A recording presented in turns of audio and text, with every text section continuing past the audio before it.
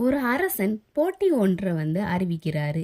கோட்டை கதவை கைகளால திறந்து தள்ள வேண்டும்.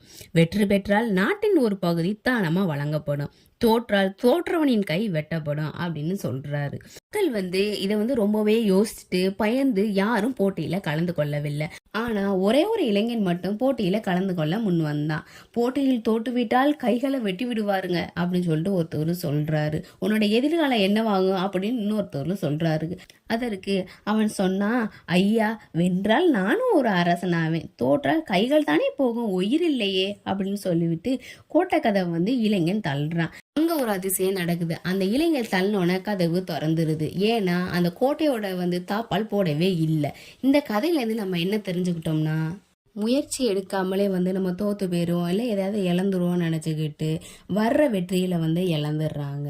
இந்த வீடியோ உங்களுக்கு ரொம்ப பிடிச்சிருந்துச்சுன்னா மறக்காம சப்ஸ்கிரைப் பண்ணுங்க. தேங்க்யூ.